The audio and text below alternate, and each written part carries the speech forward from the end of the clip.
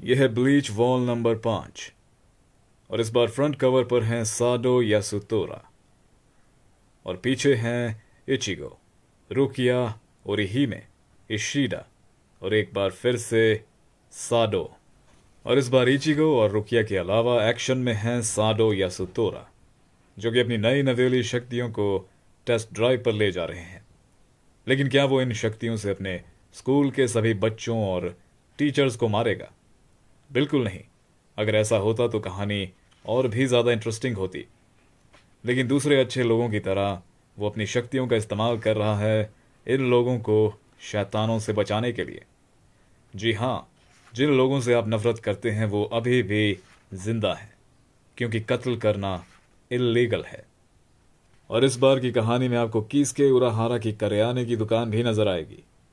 और कीसके की दुकान में कभी भी कोई भी मोमेंट डल नहीं होता, क्योंकि यहां पर है जिंटा और उरुरु, दो बच्चे जो कीसके की दुकान में बाल मजदूरी करते हैं।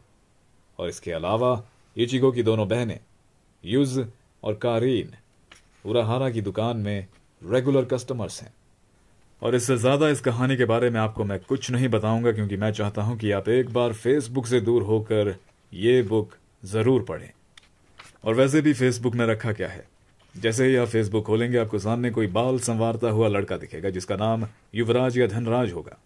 और इन दोनों नाम के लायक उसकी सेहत एकदम जंग लगे हुए सरिये जैसी होगी।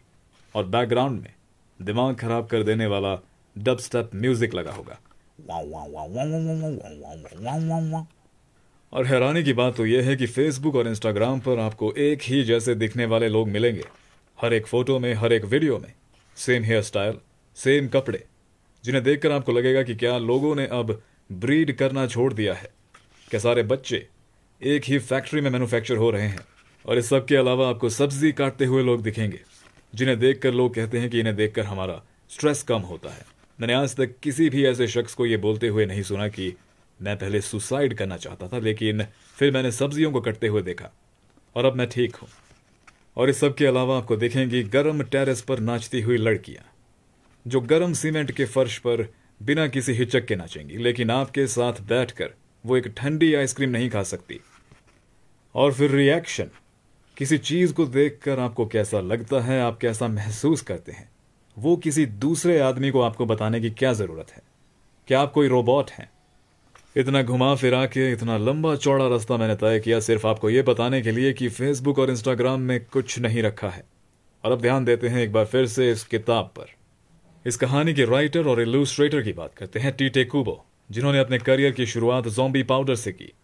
इससे पहले उन्होंने वीकली शोनेन जंप के लिए 1996 में अल्ट्रा अनहोली हार्टेड मशीन बनाया था। उसके बाद वो ब्लीच तक पहुंचे, जो कि उनका अब तक का सबसे बेहतरीन काम है।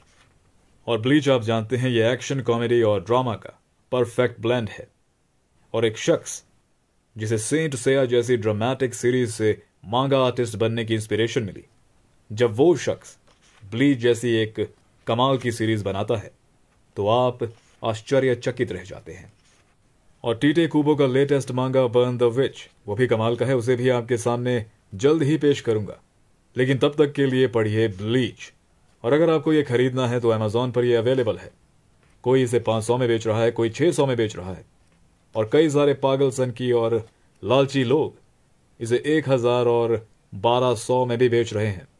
और आप इस मांगा का 3-in-1 एडिशन भी खरीद सकते हैं, जिसमें एक ही वॉल्यूम के अंदर आपको 3 वॉल्यूम्स मिलेंगे। या तो फिर आप खरीद सकते हैं बॉक्स सेट, एक ही गत्ते के डब्बे के अंदर 20-22 किताबें। जो भी आपको पसंद है वो आप खरीद सकते हैं।